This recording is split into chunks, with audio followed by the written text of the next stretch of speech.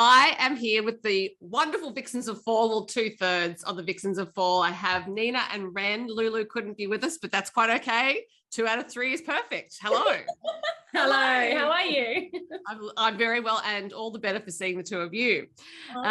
Because I love your songs. Every one of your songs is different, but magical, if that makes sense. Thank you. That's what we aim to please. Oh my God, I've just got goosebumps. Thank you. But I'll get into the nitty-gritty of the songs. What I'd really love to know, well, I suppose actually maybe I should ask first where the band name comes from, for those of you who don't know you. Okay, so hi, I'm Wren. I used to work in a pharmacy about 7 years ago, and it was a slow day, and I was putting lipsticks out, and we were obviously going, oh, what do we want to name the band? And it was in that kind of fun time. Anyway, I was putting out this like really awful shade of pink lipstick. It was like, it's horrid. Actually, it's not as bad as I thought it was, but it's not out, not a vibe. And it's called Vixen. And I was like, actually not terrible. Let's go with that. And I just quickly refreshed my memory of what a vixen is. So a female fox and a quarrelsome and wild woman. I was like, yeah, that's us. That works. And then we kind of already had the idea that we liked autumn colors and fall theme. Those colors I think they really represent us, like the golds, the reds, the oranges, the browns. Like there's a whole concoction of colors, just like we are with our personalities, but they all really mesh well. And so we thought that it was like a good vibe for that. And instead of, we were playing around like autumn vixens or vixens of autumn, vixens in autumn, and we're like and then one of my teaching colleagues actually said, well, what about fall, like autumn, fall? We're like, that there you go. So all because of an odd colored pink lipstick. Well, it completely works, because it's like, it sounds like an epic ancient name, but it also could be like fall, could be waterfall. It's intriguing. So people, I'm sure, have different theories as to what the name is. They do. Sometimes they think it's Vixens of Fall, and they're like, oh, that's so ironic because there's 3 of you. We're like, no. fall over, fall down. Oh, they're wondering where the 4th member is. No, there are only 3 sisters, and you are sisters. Yes. So when did you start singing together? Pretty much from the moment that Annalise could talk, and Lulu could string a sentence together.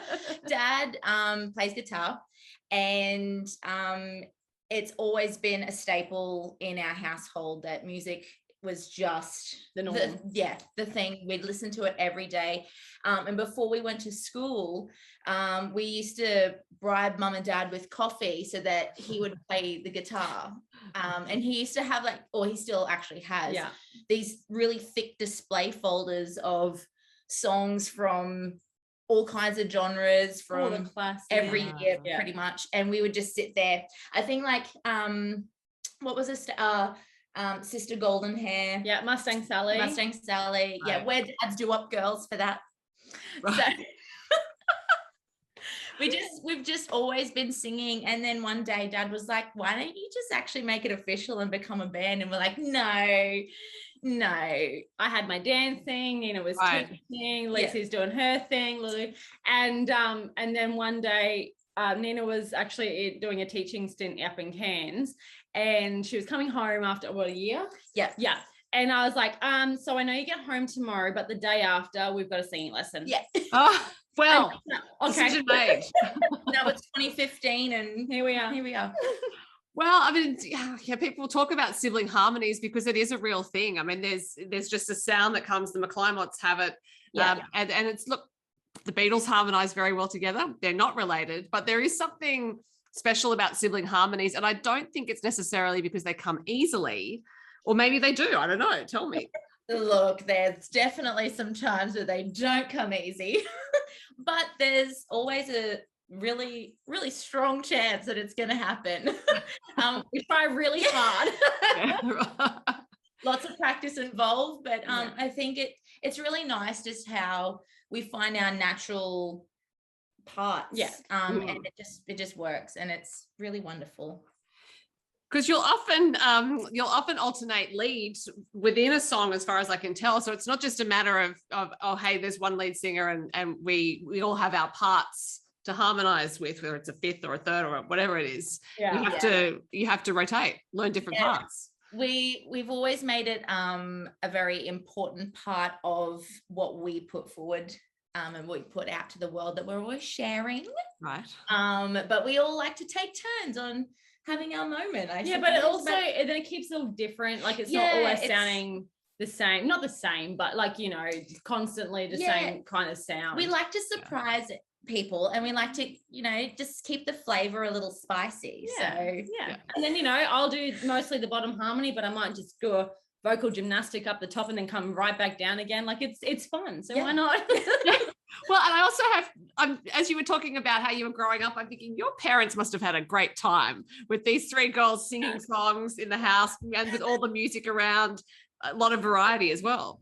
Dad actually created a special little karaoke section in the house for us. We used to, when we lived at one place, 123 Main Road, crazy, real. Sounds fake, but it's definitely real. He set it up outside, and he had the microphones, and he had like this really old little silver TV, and we put the karaoke DVDs, yes. And our favorite song was "Gimme, Gimme, Gimme a Man After Midnight," and we'd be singing, like doing these ones. We're the real deal, like copying.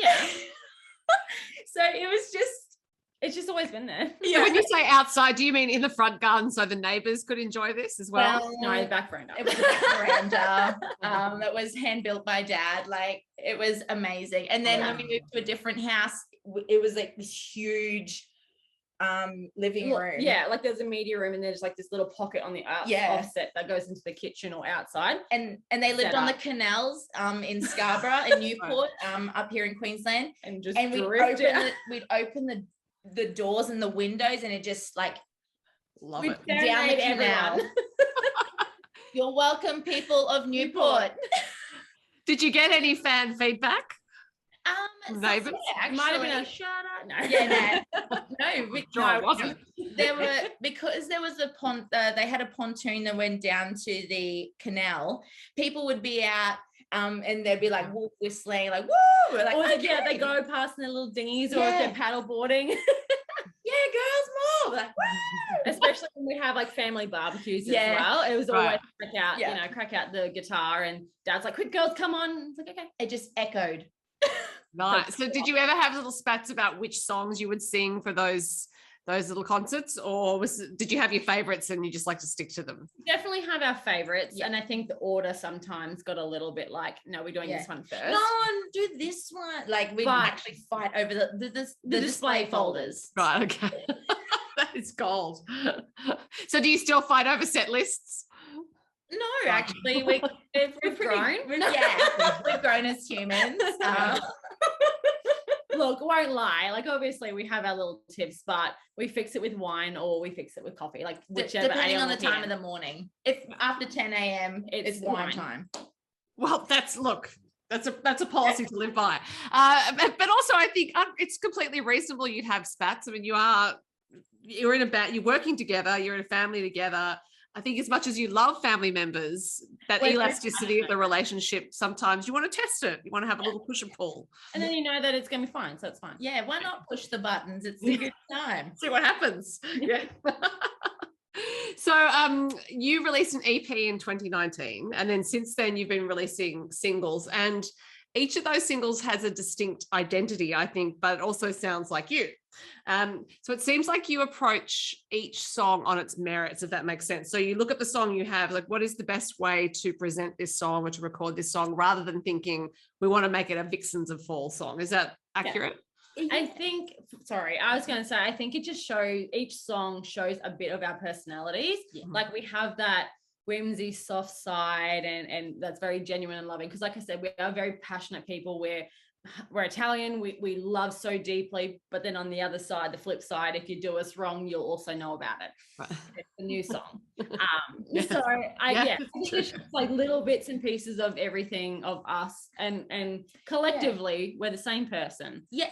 Like as you can tell, we've already finished each other's sentences or say the same thing at the same time. Yeah, and it's just a thing that our mannerisms are the same. But even then, I mean, even though you have that relationship, it doesn't necessarily mean you will agree musically, because you all have different backgrounds, but it seems like there is a cohesive vision there for what the band is. Yeah, absolutely. When like growing up, I really like, my favorite band ever is AC/DC. So right in here, I'm a rock chick. Like that's just obviously quite clearly I love my country, but I really love rock music. And I had this huge fascination with 60s classic rock, or all the way up to like this, I guess to 90s actually, really. And that was really my love. And then Adrian, because of her dancing, she really loved Christina Aguilera, Mariah Carey, and, you know, like all the big singers. I would love to have a big voice, but I just have that really like raspy quality to my voice. Yeah, it's real soulful. Mariah Carey's natural speaking voice. Like, you know, husky, sexy. Yeah. And then Lulu was like Justin Bieber era. One Direction. One Direction. Wait, but they're great. Like, don't get us wrong. Yeah. And so we have like quite a huge collection of love of different an eclectic music. taste, but we all appreciate every genre of music we can get amongst. Like, if you can sing it, we'll be doing it. Yeah. That's a lot of musical knowledge to have as well, and coming from different experiences with music. So I would think when you're in a studio recording a song, there's a lot you can draw on to think, is that the right way to do it? Do we think it sounds too much like this? That kind of thing. Yeah, exactly. And we're always and forever going, can I sing it a different way? Let me try this, let me try that. Like, and you know, just try. You just give it a go. Fun, I would imagine. Got it. Yeah. But as I was saying, the songs have these distinct identities, but a theme that I think is really constant throughout your music is self-respect.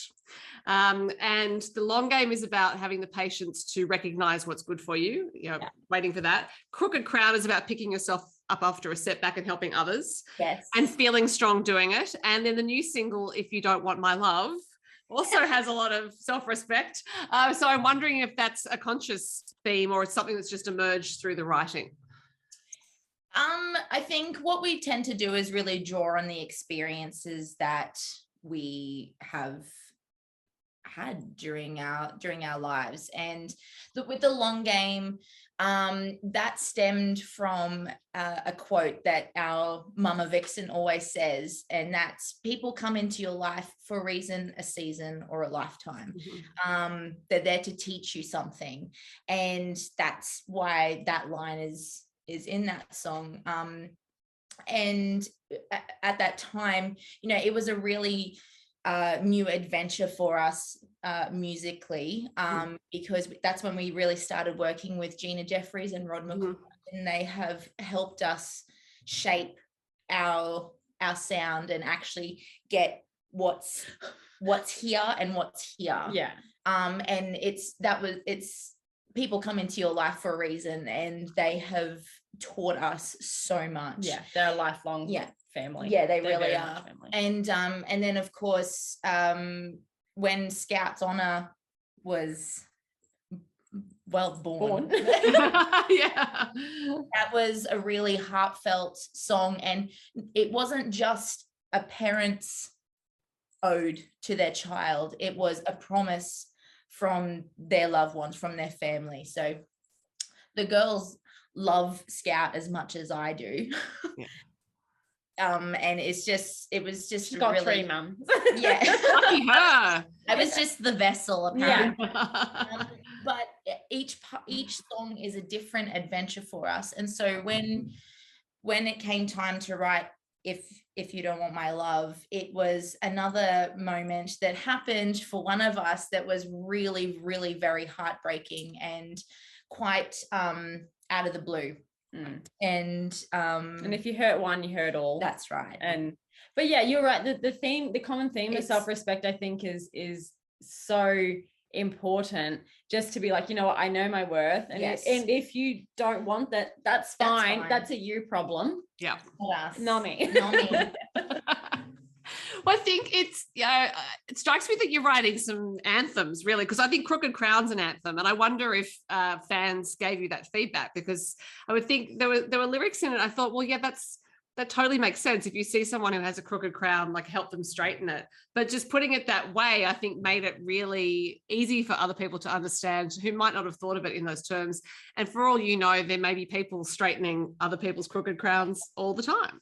I've got goosebumps. That's really, it's so true. I think with that, you know, society can be quite selfish at times, and it's not necessarily a very conscious thing that they're doing. They might not really know that that's a thing. And so I think it's really important to always be respectful and kind to others, and it's important to straighten their crowns, even just giving someone a smile when you're walking past them. Obviously, sometimes we can't do that when we're wearing masks these days, but smile with your eyes. Yeah, that's fine. But I think that it's really important to do that kind of thing, because you don't know if you've just totally made their day by smiling at them. Something so simple, and just being kind to people who work in retail. I like like just being nice. Just be nice. And also I think what the song offers is the idea, and like the visual also, of looking at people and thinking there's a crowd there by default. You know what I mean? It's like, that person is already regal. You don't need to put the crown on them. They don't need to put it on themselves. It's there. Fix it for them. Help them. You don't know if they actually really do need a little bit of a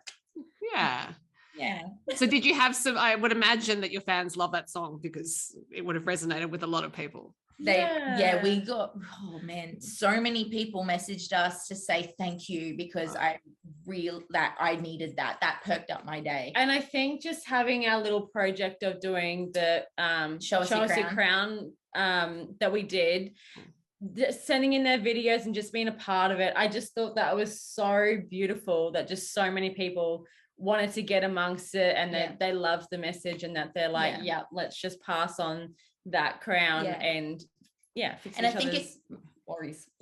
And I think that it made like quite a strong statement that we had other Aussie artists come into and do it, but we're so grateful. They really wanted to get behind it too. I mean, it's something really simple and cheesy, but not. It was fun. But not. I loved it. It's sincere, and maybe sincerity is cheesy. I don't think it ever goes out of fashion. So, but yes, it is a different song to the new single. So If You Don't Want My Love is a feisty song, and I love feisty songs. I suppose people could say it's sassy, but that kind of implies it's a little, I don't know, perky. Whereas I feel it comes from a place of great strength. I like that. That's we say sassy, but you're right. I think it's just because there's a bit of attitude in there, but it's more, obviously it's more like, I know my worth. Not like, it is a little bit of a middle finger. Good. It is a burn. You're right. Chin. but I think just because there's those little innuendos in there that you're just like, but again, like the overall encompassing thing is like, I just know that I deserve better, and that's not you. If you don't want my love, fine. See ya. You problem. And now it's come with a video, and Wren, you have done the choreography for that video, because you have a dance background. So was it fun approaching that? I loved it. Look, I had to do a lot of research because I'm not a line dancer, but I have absolutely dabbled in every sort of which way of dance that I can. And Coyote Ugly growing up was my favorite. Like, I was 7 years old, and my best friends from grade 2, we love it. So it was just that moment. I was like, oh my God, I can finally do it. And you know, using some of the dances that I teach, and then a few extra ring-ins that like, they're just so beautiful, and we are so grateful that it came together really lovelyly. But it was a ball. I was in my element. This part was mine though. Yes. absolutely did the action. She did, and it was amazing. And then I was like, so how do I make that work with feet? Yeah. But it was well, and it's a good fierce clip too. It matches the song. So thank you. Yeah, we had this idea of us playing different characters from Jeremiah. Like we wanted to, our very first single ever. We really wanted to do something with it, and we never got around to it. So when this song was created, we're like, this is gonna be perfect. Group text just lit up. Let's do this. It was warm. And so having different characters too to actually pull it all together was really fun. And then we filmed it at Lefty's Music Hall here in Brisbane. It's a fun place. It was so good. There in the great free land of Brisbane. Yes, you were probably allowed to film while some of us were still locked down. That's fine. We had to hire out the whole thing for the day. Now, you mentioned Gina Jeffries and Rod McCormick, and I know you wrote Scouts Honour with them, and you've worked with them on other things. How did you come to meet them? Well, actually, back in the 90s, I don't know what year, 98 or something. Yeah. We still lived in Cairns, and our dad was a part of a project, to create a new suburb called Wairima. Ooh, wow. Yes. And we just happened to be in the ad, thank you. Words. What are they? We happened to be in the ad, and we were like riding our bikes and everything. And because Dad was a part of the whole project, he was also part of the marketing team, and Gina was, her spectacular self. Mm-hmm. And Dad was like, he wrote the jingle, He wrote the jingle, and we still remember it.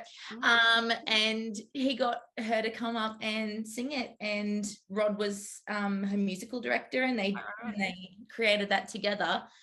And then 20 years later, Dad got in contact with her again and just said, "Oh, don't know if you remember these young girls, but they're in a band now."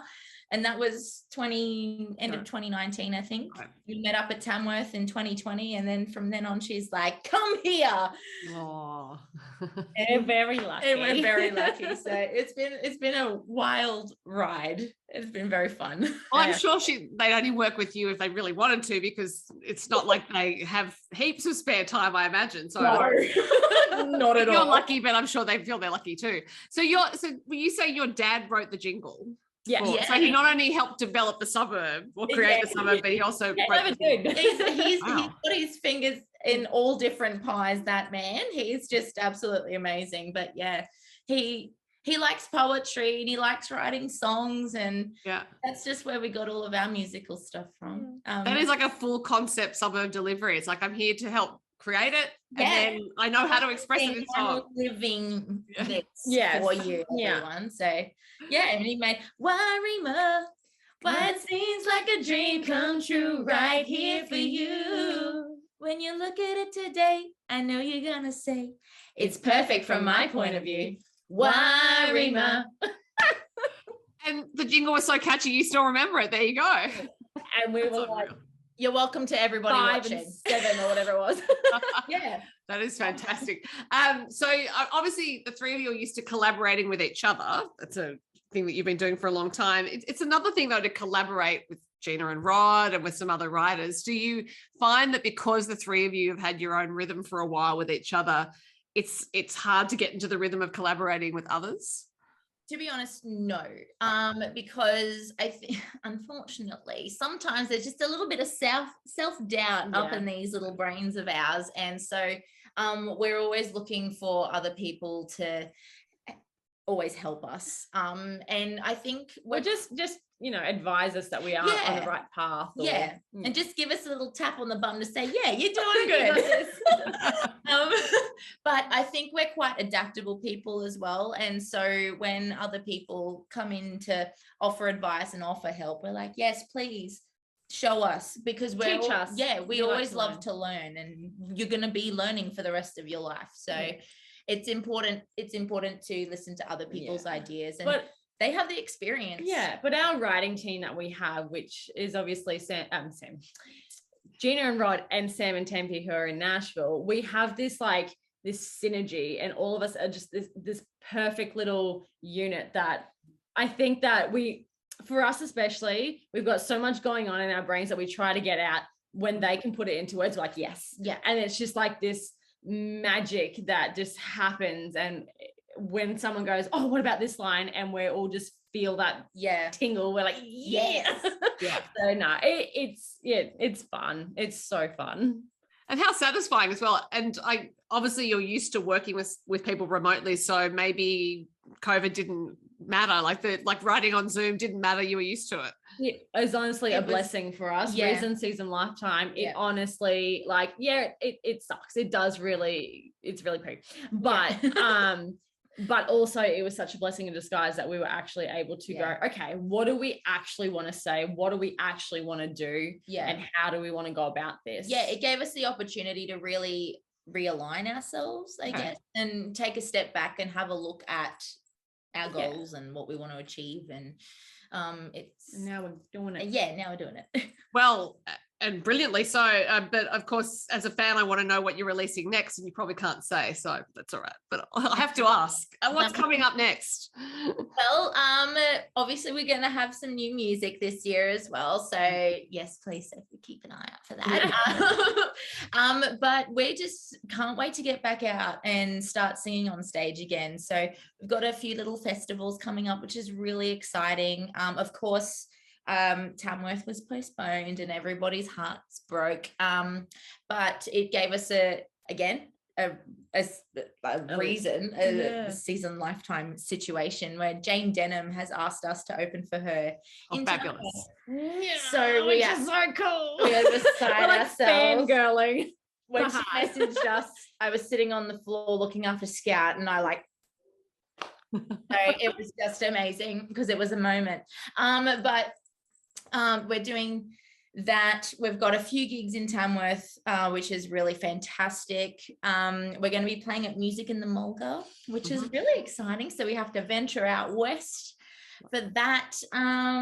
We're going to Gladstone as well for the Music is Life Festival, and then Gympie.